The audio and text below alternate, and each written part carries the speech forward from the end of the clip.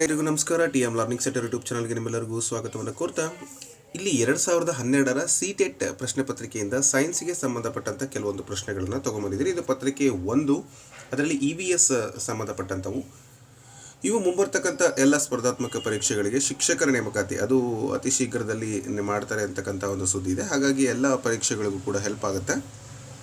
ಆ ದೃಷ್ಟಿಯಿಂದ ಈ ಒಂದು ವಿಡಿಯೋವನ್ನು ಮಾಡ್ತಾ ಇದ್ದೀನಿ. ಸಾಕಷ್ಟು ಜನ ಸರ್ ಇಂಗ್ಲೀಷಲ್ಲಿ ಕೂಡ ತರಗತಿಗಳನ್ನು ತಿಳಿಸ್ಕೊಡಿ ಅಂತ ಹೇಳಿದ್ರಿ.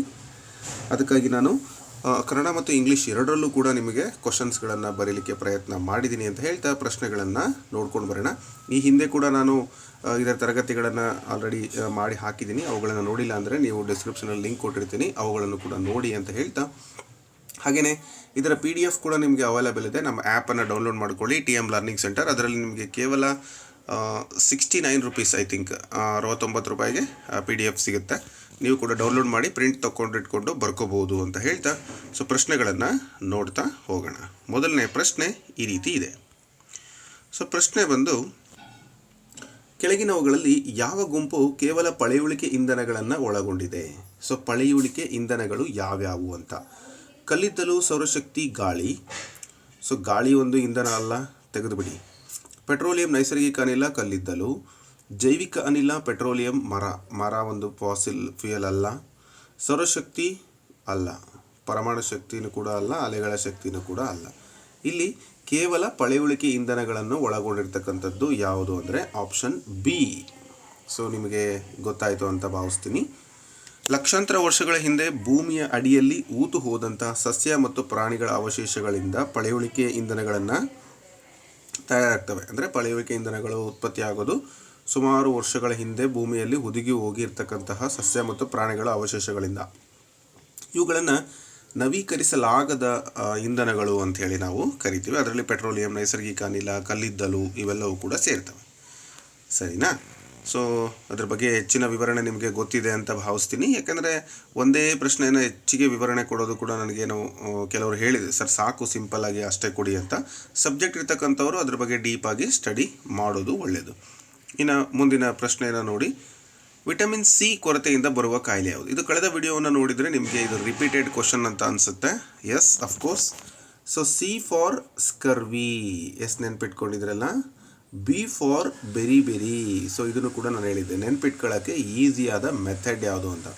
ಇದನ್ನು ತುಂಬ ಜನ ಕಾಲ್ ಮಾಡಿ ಹೇಳಿದ್ರಿ, ಸರ್ ತುಂಬ ಚೆನ್ನಾಗಿ ಸಜೆಷನ್ ಮಾಡಿದ್ರಿ ಅಂತ. ಧನ್ಯವಾದ. ನೀವು ಆ ಥರ ನಮಗೆ ಸ್ಪಿರಿಟ್ ಕೊಡೋದ್ರಿಂದನೇ ನಾವು ಮತ್ತೆ ತರಗತಿಗಳನ್ನು ಕಂಟಿನ್ಯೂ ಮಾಡಲಿಕ್ಕಾಗುತ್ತೆ.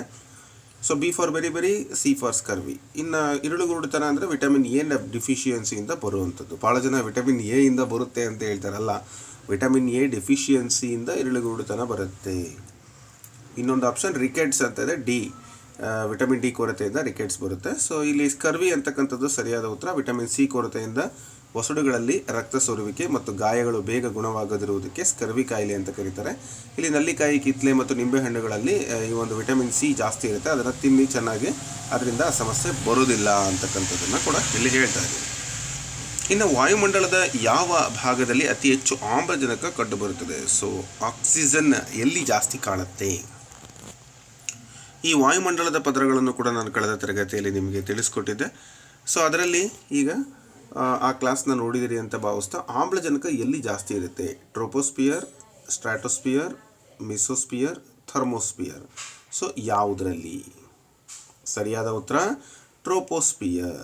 ಸೊ ಭೂಮಿಗೆ ಅತಿ ಹತ್ತಿರವಿರ್ತಕ್ಕಂತಹ ಪದರ ಇದು. ಇಲ್ಲಿ 90% ಗಾಳಿ ಇದೆ ಮತ್ತು ಸಜೀವಿಗಳಿಗೆ ಬೇಕಾದ ಆಮ್ಲಜನಕ ಅತಿ ಹೆಚ್ಚು ಸಾಂದ್ರತೆಯಲ್ಲಿ ಇರುತ್ತೆ. ಸೊ ಫಸ್ಟ್ ಲೇಯರ್ ಅದೇನೆ. ಹಾಗಾಗಿ ಟ್ರೋಪೋಸ್ಪಿಯರಲ್ಲಿ ನಾವು ಆ ಒಂದು ಆಕ್ಸಿಜನ್ ಪ್ರಮಾಣ ಹೆಚ್ಚಿರ್ತಕ್ಕಂಥದ್ದನ್ನು ಗಮನಿಸ್ತೀವಿ. ಓಕೆ. ಇನ್ನು ಹಸುಗಳು ಹುಲ್ಲನ್ನು ಬೇಗನೆ ನುಂಗಿ ತಮ್ಮ ಜಠರದಲ್ಲಿ ಯಾವ ಭಾಗದಲ್ಲಿ ಸಂಗ್ರಹಿಸಿಟ್ಟುಕೊಳ್ಳುತ್ತವೆ? ಇದು ನೀವು 6th ಮತ್ತು 7th ಸ್ಟ್ಯಾಂಡರ್ಡ್ ಸೈನ್ಸ್ ಬುಕ್ಗಳನ್ನು ಯಾಕೆ ಸ್ಟಡಿ ಮಾಡಿ ಅಂತ ಹೇಳ್ತೀನಿ ಅಂದರೆ ಇದೇ ಕಾರಣಕ್ಕೆ. ಎಲ್ಲವೂ ಕೂಡ ಕಂಟೆಂಟಿಂದನೇ ಬಂದಿರತಕ್ಕಂಥದ್ದು. ಸೊ ಆ ಚಿತ್ರವನ್ನು ನೀವು ನೋಡಿರ್ಬೋದು. ಹಸುಗಳು ಹುಲ್ಲನ್ನು ಬೇಗ ನುಂಗಿ, ನಮ್ಮಂಗೆ ಅವಕ್ಕೆ ಜಠರ ಒಂದೇ ಇರಲ್ಲ, 2 ಇರುತ್ತೆ. ಆ ಭಾಗವನ್ನು ಏನಂತ ಕರೀತಾರೆ? ಆಪ್ಷನ್ಸಲ್ಲಿ ನೋಡಿ, ರುಮೆನ್ ಮತ್ತು ಇಸೋಫೆಗಸ್, ಸಣ್ಣ ಕರಳು, ಮೆದುಜೀರಕ ಗ್ರಂಥಿ. ಸರಿಯಾದ ಉತ್ತರ ಬಂದು ರುಮೆನ್ ಅಂತಕ್ಕಂಥದ್ದು. ಈ ರುಮೆನ್ನಲ್ಲಿ ಅವು ಸೇವ್ ಮಾಡಿಕೊಂಡು ಮತ್ತೆ ವಾಪಸ್ ತಕ್ಕೊಂಡು ಅಗದು ಮೆಲುಕು ಹಾಕ್ತವೆ ಅಂತಾರಲ್ಲ, ಆ ರೀತಿ ಮಾಡಿ ಜೀರ್ಣವನ್ನು ಮಾಡಿಕೊಳ್ತವೆ. ಮೆಲುಕು ಹಾಕುವ ಪ್ರಾಣಿಗಳಲ್ಲಿ ಮೊದಲು ರುಮೆನ್ನಲ್ಲಿ ಇರುತ್ತೆ, ನಂತರ ಅಲ್ಲಿಂದ ಅದು ಮತ್ತೆ ಅಗೆದುಬಿಟ್ಟು ಮೆಲುಕು ಹಾಕಿ ವಾಪಸ್ಸು ತಗೊಳುತ್ತೆ. ಅದನ್ನು ಕೂಡ ನೀವು ಅಬ್ಸರ್ವ್ ಮಾಡಿರ್ಬೋದು.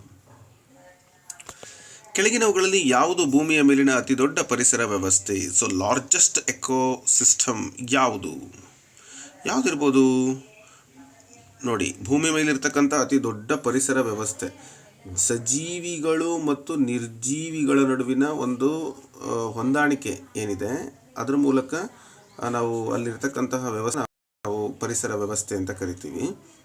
ಗಾಳಿ, ಬೆಳಕು, ನೀರು ಇವೆಲ್ಲವೂ ಕೂಡ ನಿರ್ಜೀವಿಗಳಾದರೂ ಕೂಡ ಅವು ಮನುಷ್ಯ ಅಥವಾ ಇತರ ಜೀವಿಗಳಿಗೆ ಅವಶ್ಯಕವಾಗಿದ್ದಾವೆ.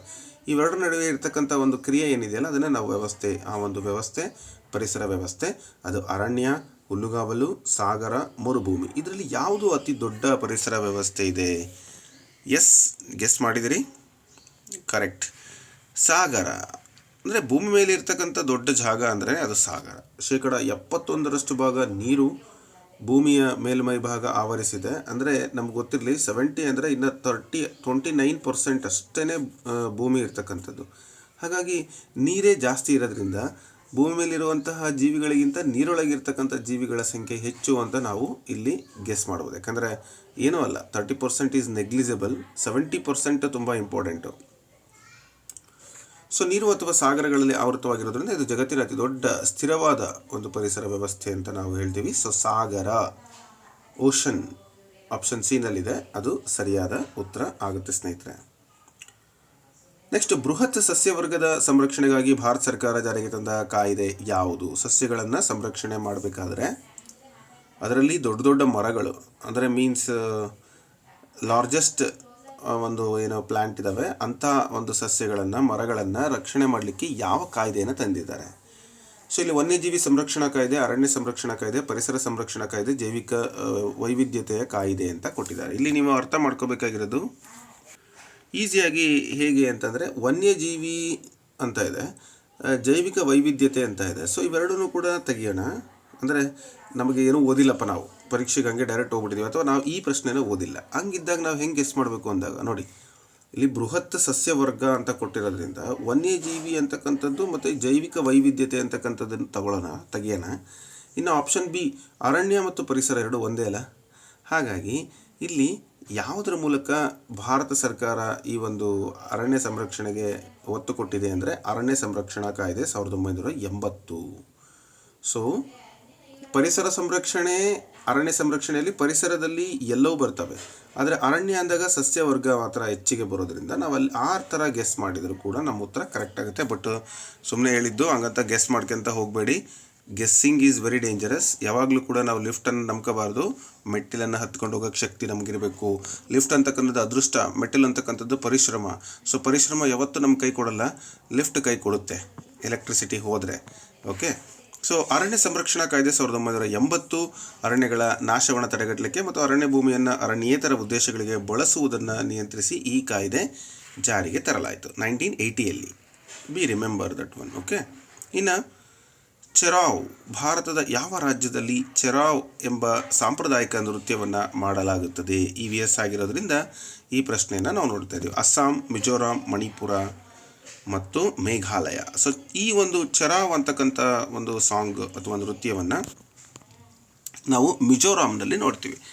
ಸೊ ಬಿದಿರು ನೃತ್ಯ, ಬ್ಯಾಂಬೂ ಡ್ಯಾನ್ಸ್ ಅಂತ ಕೂಡ ಕರೀತಾರೆ. ಸುಗ್ಗಿ ಕಾಲದಲ್ಲಿ ಜನರು ಒಂದು ಜೋಡಿಯಾಗಿ ಬಿದಿರಿನ ಕೋಲುಗಳನ್ನು ಹಿಡಿದು ಲಯಬದ್ಧವಾಗಿ ನೃತ್ಯವನ್ನು ಮಾಡ್ತಾರಂತೆ ಮಿಜೋರಾಂನಲ್ಲಿ ಆ ಒಂದು ನೃತ್ಯ.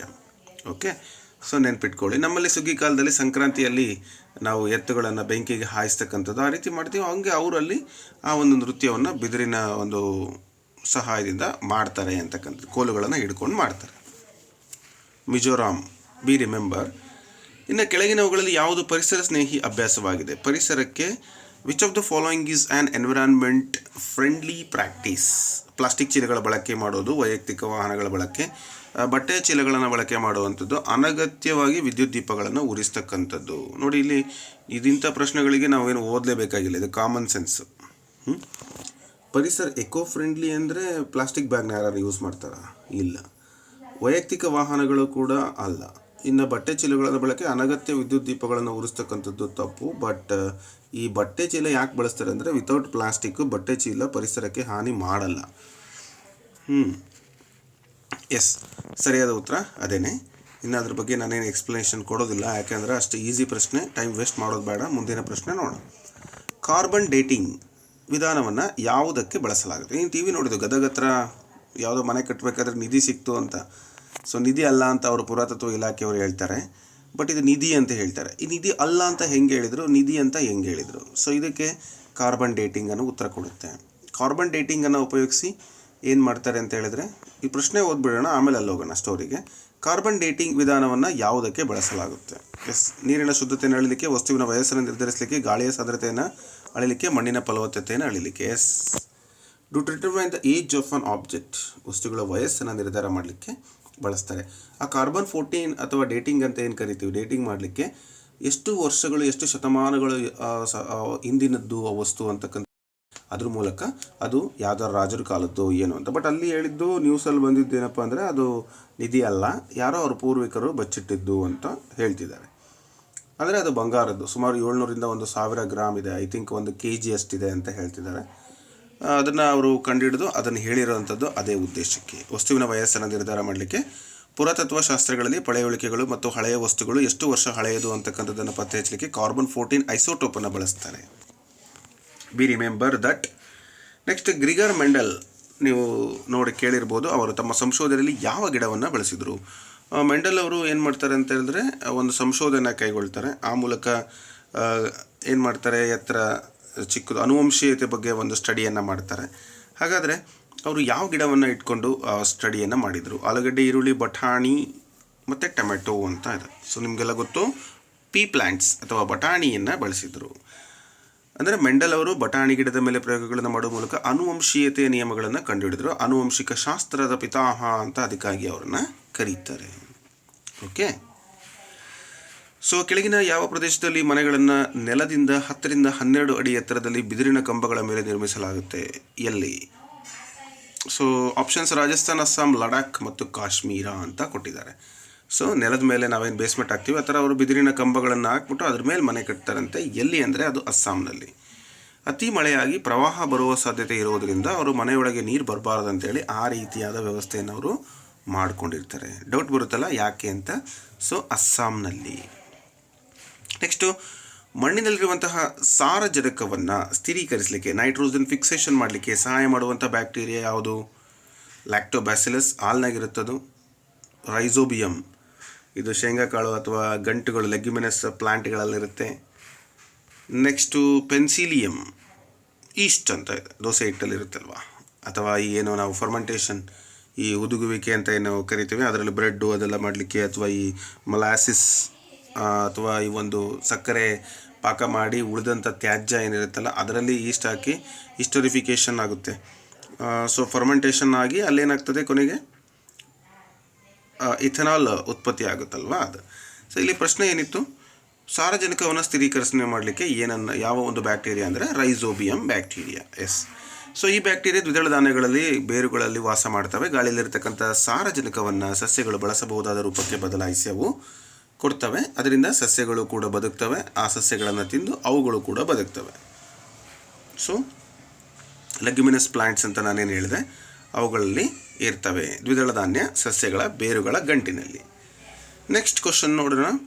ಈ ಕೆಳಗಿನ ಯಾವ ಪಕ್ಷಿಯು ತನ್ನ ಗೂಡನ್ನು ಮೇಲ್ಭಾಗದಲ್ಲಿ ಮುಳ್ಳುಗಳು ಅಥವಾ ತಂತಿಯ ತುಂಡುಗಳನ್ನು ಬಳಸಿ ನಿರ್ಮಿಸುತ್ತದೆ ಮತ್ತು ಎತ್ತರವಾದ ಮರದ ಕೊಂಬೆಯ ಮೇಲೆ ಗೂಡನ್ನು ಕಟ್ಟುತ್ತೆ?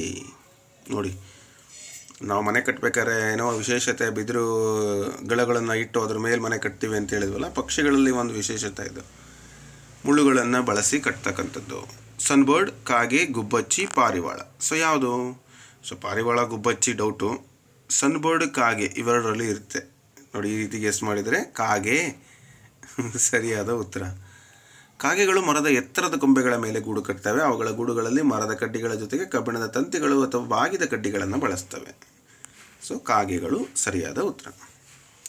ಇನ್ನು ವಿಟಮಿನ್ ಡಿ ಕೊರತೆಯಿಂದ ಮಕ್ಕಳಲ್ಲಿ ಉಂಟಾಗುವ ಕಾಯಿಲೆ. ಸೊ ನಾನು ಕಳೆದ ಒಂದು ಅಂದರೆ ಈಗ ಜಸ್ಟ್ ಒಂದು ಎಕ್ಸ್ಪ್ಲೇನ್, ವಿಟಮಿನ್ ಸಿ ಕೊರತೆಯಿಂದ ಸ್ಕರ್ವಿ ಬರುತ್ತೆ ಅಂತ ಹೇಳಿದ್ನಲ್ವಾ. ಸೊ ಅದೇ ಥರ ವಿಟಮಿನ್ ಡಿ ಕೊರತೆಯಿಂದ ರಿಕೆಟ್ಸ್ ಅಂತ ನಾನು ಆಲ್ರೆಡಿ ಹೇಳಿಬಿಟ್ಟಿದ್ದೆ. ಸೊ ಹಾಗಾಗಿ ನಾನು ಮತ್ತೆ ಅದನ್ನು ರಿಪೀಟ್ ಮಾಡೋದಿಲ್ಲ. ರಿಕೆಟ್ಸ್ನ ಪ್ರಮುಖ ಲಕ್ಷಣ ಏನು ಅಂತ ನಾವು ನೋಡೋಣ. ರಿಕೆಟ್ಸ್ ರೋಗದ ಪ್ರಮುಖ ಲಕ್ಷಣ ಬಂದು ಮೂಳೆಗಳು ಮೃದುವಾಗ್ತವೆ ಅಥವಾ ಬಾಗುತ್ತವೆ. ಇದು ರಿಕೆಟ್ಸ್, ಸೂರ್ಯನ ಬೆಳಕಿನಲ್ಲಿ ಜೀವಸತ್ವ ಸಿಗುತ್ತೆ. ಹಾಗಾಗಿ ನಾವು ಸೂರ್ಯನ ಬೆಳಕನ್ನು ಕೂಡ ಮರಿಬಾರ್ದು, ತಗೋಬೇಕು.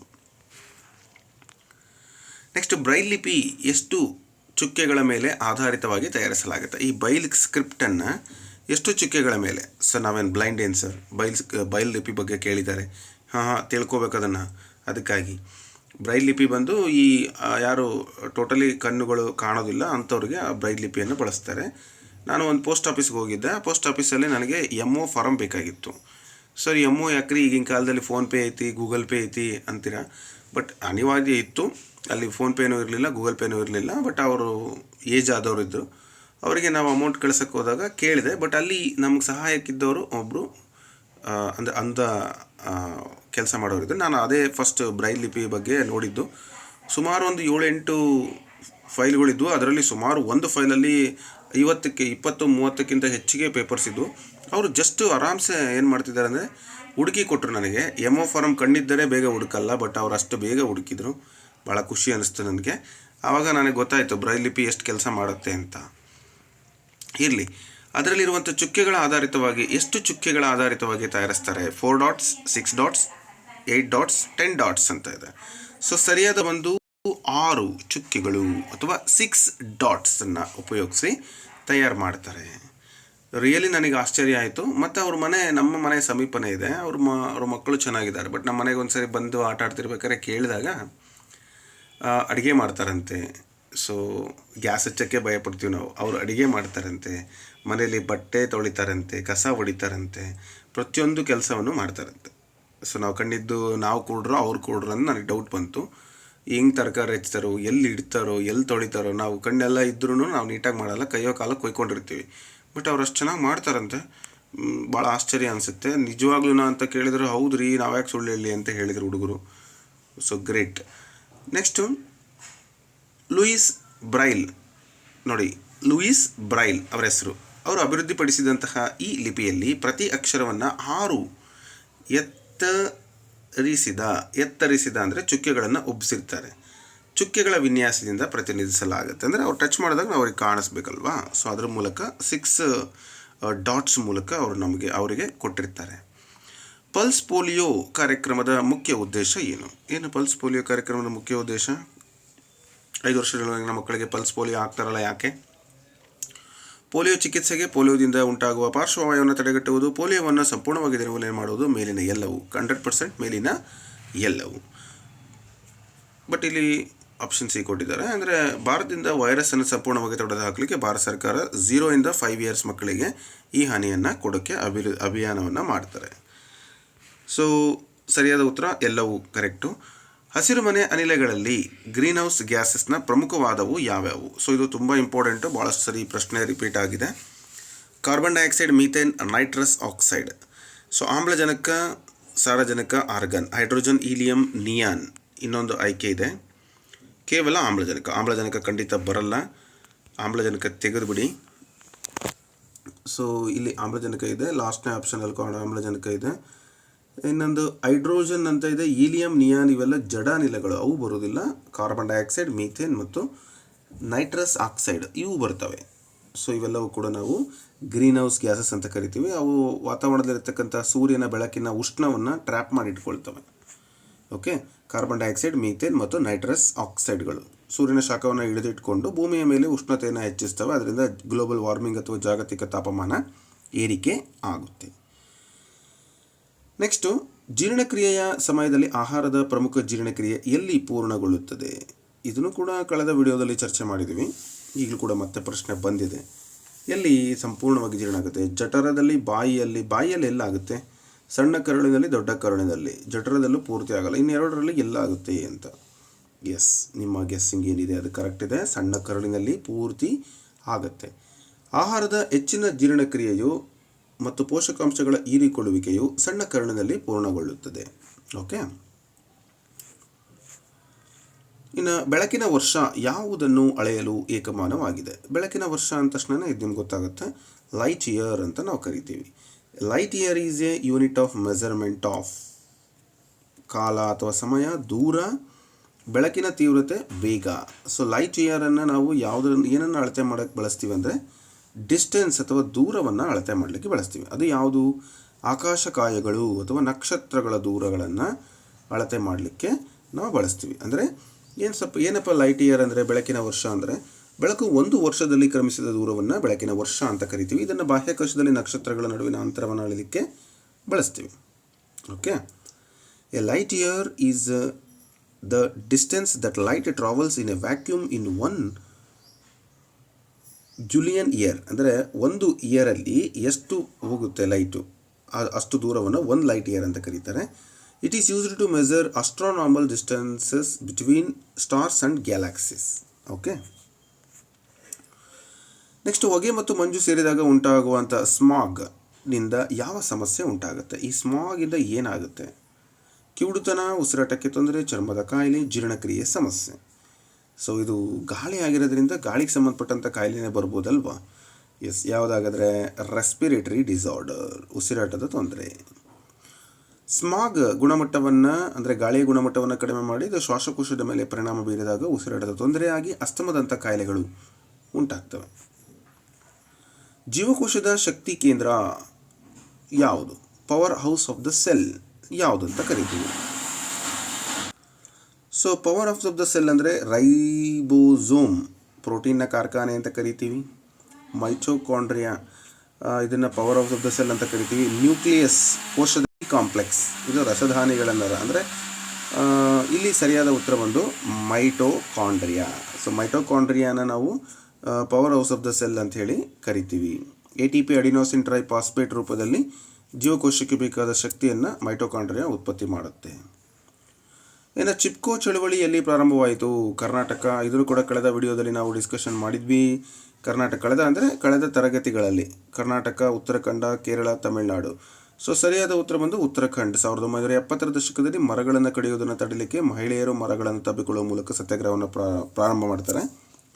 ಸುಂದರಲಾಲ್ ಬಹುಗುಣ ಇದರ ಪ್ರಮುಖ ಒಂದು ನಾಯಕ ಆಗಿರ್ತಾರೆ. ಉತ್ತರಾಖಂಡದಲ್ಲಿ ಈ ಒಂದು ಘಟನೆ ನಡೆದಿದೆ 1970ಯಲ್ಲಿ. ಕೆಳಗಿನವುಗಳಲ್ಲಿ ಯಾವುದು ನೀರನ್ನು ಶುದ್ಧೀಕರಿಸುವ ಅತ್ಯಂತ ಸರಳ ಮತ್ತು ಪರಿಣಾಮಕಾರಿ ವಿಧಾನ? ಸೋಸುವಿಕೆ, ಕುದಿಸುವಿಕೆ, ತಿಳಿಗೊಳಿಸುವಿಕೆ, ಆಮೇಲೆ ಕ್ಲೋರಿನೀಕರಣ ಅಂತ ಇದೆ. ಇದರಲ್ಲಿ ಸಿಂಪಲ್ ಮತ್ತು ಎಫೆಕ್ಟಿವ್ ಯಾವುದು? ಸೊ ಸರಿಯಾದ ಉತ್ತರ ಬಂದು ಕುದಿಸ್ತಕ್ಕಂಥದ್ದು. ಈಗ ಡಾಕ್ಟರ್ ಹೇಳ್ತಾರೆ ಕುದಿಸಿ ಆರಿಸಿ ಕುಡೀರಿ ಅಂತ. ಕುದಿಸ್ಬಿಟ್ಟು ತಣ್ಣಗೆ ಮಾಡ್ಕೊಂಡು ಕುಡಿ. ಕುದಿಸಿದ್ದು ಕೊತ್ತ ಕುದಿಯೋ ನೀರು ಕುಡಿಯೋಕ್ಕೆ ಬರಲ್ಲ ಅಲ್ವಾ? ಸೊ ಕುದಿಸೋದ್ರಿಂದ ಅಲ್ಲಿರ್ತಕ್ಕಂಥ ಬ್ಯಾಕ್ಟೀರಿಯಾಗಳು ಸಾಯ್ತವೆ. ಸೊ ಅದರ ಮೂಲಕ ನಾವು ನೀರನ್ನು ರೋಗಾಣು ಮುಕ್ತ, ಬ್ಯಾಕ್ಟೀರಿಯಾ ಮುಕ್ತ, ವೈರಸ್ ಮುಕ್ತವಾಗಿ ಮಾಡಿಕೊಂಡು ಕುಡಿಬೇಕು. ಭಾಳ ಜನ ಏನು ಮಾಡ್ತಾರೆ ಮಿಸ್ಟೇಕು, ಕುದಿಸ್ಬಿಡ್ತಾರೆ, ಕುಡಿಯೋಕ್ಕೆ ಟೈಮ್ ಇರಲ್ಲ ಅಂದ್ಬಿಟ್ಟು ತಣ್ಣೀರು ಮಿಕ್ಸ್ ಮಾಡ್ಕೊಂಡು ಕುಡಿತಾರೆ.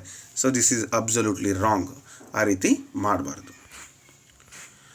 ನೆಕ್ಸ್ಟು, ಓಝೋನ್ ಪದರದ ಸವಕಳಿಗೆ ಮುಖ್ಯವಾದ ಕಾರಣ ರಾಸಾಯನಿಕ ಯಾವುದು? ಸೊ ನಾವು ಓಝೋನ್ ಡಿಪ್ಲಿಕೇಶನ್ ಆಗ್ತಾ ಇದೆ ಅಂತ ಹೇಳಿದ್ವಿ. O3 ಅಂತ ಏನು ಕರಿತೀವಿ, ಅದು ಯಾಕೆ ಕಾರಣ, ಅದನ್ನು ಸವಕಳಿ ಆಗಲಿಕ್ಕೆ ಕಾರಣ ಯಾರು ಅಂತ ನೋಡಿದರೆ carbon monoxide, sulphur dioxide, chlorofluoro carbon, ಆಮ್ಲಜನಕ. ಸೊ ಸರಿಯಾದ ಉತ್ತರ CFC, ಕ್ಲೋರೋಫ್ಲೋರೋ ಕಾರ್ಬನ್ಗಳು. ಈ ರೆಫ್ರಿಜಿರೇಟರ್, ಏರ್ ಕಂಡೀಷನರ್ಗಳಿಂದ ಬಿಡುಗಡೆ ಆಗುವಂಥ ಕ್ಲೋರೋಫ್ಲೋರೋ ಕಾರ್ಬನ್ಗಳು ಒಂದು ಸ್ಟ್ರಾಟೋಸ್ಪಿಯರ್ನಲ್ಲಿರುವ, ಇದನ್ನು ಕೂಡ ನೆನ್ಪಿಟ್ಕೊಳ್ಳಿ, ಎಲ್ಲಿರುತ್ತೆ ಅಂದರೆ ಸ್ಟ್ರಾಟೋಸ್ಪಿಯರ್ನಲ್ಲಿ ಇರುತ್ತೆ. ಓಝೋನ್ ಪದರವನ್ನು ನಾಶ ಮಾಡ್ತವೆ. ಬಟ್ ಈಗ ಒಂದು ಅಧ್ಯಯನದ ಪ್ರಕಾರ ಓಝೋನ್ ಪದರ ಏನಾಗಿತ್ತು, ತೂತ ಆಗಿದೆ ಅಥವಾ ಅದೇನೋ ತುಂಬಾ ಡಿಪ್ಲಿಕೇಶನ್ ಆಗಿದೆ ಅಂತಾರಲ್ಲ, ಅದು ಸರಿ ಹೋಗಿದೆ, ತಂತಾನೇ ಸರಿ ಹೋಗಿದೆ ಅಂಥೇಳಿ ವರದಿಯನ್ನು ನಾವು ನೋಡಿದ್ದೀವಿ. ಸೊ ಕೆಳಗಿನವುಗಳಲ್ಲಿ ಯಾವುದು ಗುಜರಾತ್ನ ಜನಪ್ರಿಯ ಆಹಾರವಾಗಿದೆ? ಸೊ ಪಾಪ್ಯುಲರ್ ಫುಡ್ ಗುಜರಾತಲ್ಲಿ ಯಾವುದಪ್ಪ ಅಂದರೆ ಈ ಆಪ್ಷನ್ ಬಿನಲ್ಲಿ ನೋಡಿ, ಡೋಕ್ಲಾ ಮತ್ತು ಚಟ್ನಿ. ಸೊ ಅಲ್ಲಿ ತುಂಬಾ ಫೇಮಸ್ ಅಂತೆ ಅದು. ಗುಜರಾತ್ನ ಸಾಂಪ್ರದಾಯಿಕ ಆಹಾರಗಳಲ್ಲಿ ಇದೆ ಅದು. ಓಕೆ. ನೆಕ್ಸ್ಟು, ಕರ್ಣಂ ಮಲ್ಲೇಶ್ವರಿ ಇವ್ರ ಬಗ್ಗೆ ಕೇಳಿರ್ಬೋದು. ಯಾವ ಕ್ರೀಡೆಗೆ ಸಂಬಂಧಪಟ್ಟಿದ್ದು? ಕರ್ಣಂ ಮಲ್ಲೇಶ್ವರಿ ಅವರು ಅಂದರೆ ಈಗ ಟ್ರೆಂಡಿಂಗ್ ಇರೋಂಥ ಪ್ರಶ್ನೆ ಕೇಳ್ತಾರೆ. ಬಟ್ ಇದು ಒಂದು 2012 ನವೆಂಬರ್ನಲ್ಲಿ ನಡೆದಂಥ CTETನ ಪ್ರಶ್ನೆ ಪತ್ರಿಕೆ. ಕರ್ಣಂ ಮಲ್ಲೇಶ್ವರಿ ಅವರು ವೆಯ್ಟ್ ಲಿಫ್ಟಿಂಗಿಗೆ ಸಂಬಂಧಪಟ್ಟಿದ್ದು, ಭಾರ ಎತ್ತತಕ್ಕಂಥದ್ದು. ಸುಮಾರು ಅವರು 130 kgವರೆಗೂ ಭಾರವನ್ನು ಎತ್ತುತ್ತಿದ್ದರಂತೆ. ಮಹಿಳಾ ಕ್ರೀಡಾಪಟು. ಒಲಿಂಪಿಕ್ನಲ್ಲಿ ಪದಕ ಗೆದ್ದು ಕೊಟ್ಟರು. ಅಂದರೆ ಒಲಿಂಪಿಕ್ನಲ್ಲಿ ಪದಕ ಗೆದ್ದ ಭಾರತದ ಮೊದಲ ಮಹಿಳಾ ಕ್ರೀಡಾಪಟು. ಇವರು ಆಂಧ್ರ ಪ್ರದೇಶದವರು. 130 kgವರೆಗೂ ಭಾರವನ್ನು ಎತ್ತಾಯಿದ್ರು. ನೆಕ್ಸ್ಟು, ರೈಸ್ RHS ಮತ್ತು ಲೆಫ್ಟ್ LHS ಚಿಹ್ನೆಗಳನ್ನು ಬಳಸುವಂತಹ ನಕ್ಷೆಗಳು ಯಾವುದನ್ನು ತೋರಿಸಲು ಸಹಕಾರಿಯಾಗಿದೆ? ಬಲಭಾಗ ಮತ್ತು ಎಡಭಾಗ ಚಿಹ್ನೆಗಳನ್ನು. ಸೊ ಭೂ ಸದೃಶ್ಯಗಳು, ದಾರಿ ಮತ್ತು ದಿಕ್ಕುಗಳು, ಜನಸಂಖ್ಯೆ ಮತ್ತು ಹವಾಮಾನ ಅಂತ ಕೊಟ್ಟಿದ್ದಾರೆ. ಯಾವ ನಕ್ಷೆಗಳು ತೋರಿಸಲಿಕ್ಕೆ ಅಂದರೆ ದಾರಿ ಮತ್ತು ದಿಕ್ಕುಗಳನ್ನು ತೋರಿಸಲಿಕ್ಕೆ. ನಕ್ಷೆಯಲ್ಲಿ ಬಲ ಮತ್ತು ಎಡ ಸೂಚನೆಗಳು ಒಬ್ಬ ವ್ಯಕ್ತಿಗೆ ಒಂದು ಸ್ಥಳದಿಂದ ಇನ್ನೊಂದು ಸ್ಥಳಕ್ಕೆ ಹೋಗಲಿಕ್ಕೆ ದಾರಿಯನ್ನು ಪತ್ತೆ ಹಚ್ಚಲಿಕ್ಕೆ ಸಹಾಯವನ್ನು ಮಾಡ್ತವೆ. ನೆಕ್ಸ್ಟ್, ಕೆಳಗಿನವುಗಳಲ್ಲಿ ಯಾವುದು ಯೂನಿವರ್ಸಲ್ ಸಾಲ್ವೆಂಟ್ ಅಂದರೆ ಈ ನೈಸರ್ಗಿಕ ದ್ರಾವಕ ಅಂತ ಕರೀತಾರೆ? ಆಲ್ಕೋಹಾಲು, ಹಾಲು, ನೀರು, ಸೀಮೆಎಣ್ಣೆ. 100% ನಿಮ್ಗೆ ಗೊತ್ತಿದ್ದಕ್ಕೆ ಉತ್ತರ ನೀರು. So water is A universal solvent. ನೀರು ತನ್ನಲ್ಲಿ ಹೆಚ್ಚಿನ ಪ್ರಮಾಣದ ಸಂಖ್ಯೆಯ ಪದಾರ್ಥಗಳನ್ನು ಕರಗಿಸಿಕೊಳ್ಳುವ ಸಾಮರ್ಥ್ಯವನ್ನು ಹೊಂದಿರೋದ್ರಿಂದ ಸಾರ್ವತ್ರಿಕ ದ್ರಾವಕ ಅಂತ ಕರೀತಾರೆ. ನೆಕ್ಸ್ಟ್, ಸಸ್ಯದ ಎಲೆಗಳು ಹಸಿರು ಬಣ್ಣದಲ್ಲಿರಲಿಕ್ಕೆ ಕಾರಣ ಏನು ಅಂತ ಕೇಳಿದ್ದಾರೆ. ಇದು ಕೂಡ ತುಂಬಾ ಈಸಿ. ನಮ್ಮ ಚರ್ಮದಲ್ಲಿರ್ತಕ್ಕಂಥದ್ದು ಮೆಲನಿನ್. ಸೊ ಮೆಲನಿನ್ ಅಂತಕ್ಕಂಥದ್ದು ಮನುಷ್ಯನ ಚರ್ಮದ ಹೊಳಪಿಗೆ ಕಾರಣ ಆಗುತ್ತೆ. ಇನ್ನು ಉಳಿದಂತೆ ಈ ಕ್ಲೋರೋಫಿಲ್ ಅಥವಾ ಈ ಪತ್ರ ಹರಿತು ಅಂತಕ್ಕಂಥದ್ದು ಸರಿಯಾದ ಉತ್ತರ. ಆದರೆ ಇದಕ್ಕೆ ಆಪ್ಷನ್ ಬಿ ಕರೆಕ್ಟು. ಹಿಮೋಗ್ಲೋಬಿನ್ ಬ್ಲಡಲ್ಲಿ ಇರ್ತಕ್ಕಂಥದ್ದು ಅದು ಐರನ್ ಕಂಟೆಂಟನ್ನು ಹೊಂದಿರತಕ್ಕಂಥದ್ದು, ಆಕ್ಸಿಜನ್ ಸಪ್ಲೈ ಮಾಡುವಂಥದ್ದು. ಅದನ್ನು ಕೂಡ ನೆನಪಿಟ್ಕೊಳ್ಳಿ. ನೆಕ್ಸ್ಟು ಕೊನೆಯ ಪ್ರಶ್ನೆಗೆ ಬಂದಿದ್ದೀನಿ ನಾನು. ಕೆಳಗಿನ ಯಾವ ರಾಜ್ಯವು ಸಮುದ್ರ ತೀರವನ್ನು ಹೊಂದಿಲ್ಲ? So which state does not have A coastal line? ಇದನ್ನು ನಿಮಗೆ ಹೋಮ್ವರ್ಕಾಗಿ ಕೊಡ್ತಾ ಇದ್ದೀನಿ. ಮಹಾರಾಷ್ಟ್ರ, ಗುಜರಾತ್, ಮಧ್ಯಪ್ರದೇಶ ಮತ್ತು ತಮಿಳುನಾಡು. ಇದರಲ್ಲಿ ಯಾವುದು ಕೋಸ್ಟಲ್ ಏರಿಯಾವನ್ನು ಹೊಂದಿಲ್ಲ? ಸೊ ಕಮೆಂಟ್ ನನಗೆ ಹೇಳ್ತೀರಾ ಆನ್ಸರನ್ನು. ಸೊ ಕ್ವಶನ್ ನಂಬರ್ 60ಗೆ ಯಾವುದು ಅಂತ ನೀವು ನನಗೆ ಉತ್ತರವನ್ನು ಕೊಡಲಿಕ್ಕೆ ಪ್ರಯತ್ನ ಮಾಡಿ ಸ್ನೇಹಿತರೆ. ಮತ್ತು ಮುಂದಿನ ವಿಡಿಯೋದಲ್ಲಿ ನಾನು ಭೇಟಿ ಆಗ್ತೀನಿ. ನಿಮಗೆ ಏನಾದರೂ PDF ಬೇಕಾದರೆ ನಮ್ಮ TM ಲರ್ನಿಂಗ್ ಸೆಂಟರ್ ಆ್ಯಪನ್ನು ಡೌನ್ಲೋಡ್ ಮಾಡಿ, ಅಲ್ಲಿ ಸೈನ್ಸ್ ನೋಟ್ಸ್ ಇನ್ ಕನ್ನಡ ಅಂತ ಇರುತ್ತೆ. ಅಲ್ಲಿ ನೀವು ಬೇಕಾದರೆ ಒಂದು PDF ತಗೋಬೋದು. ಓಕೆ, ಧನ್ಯವಾದಗಳು.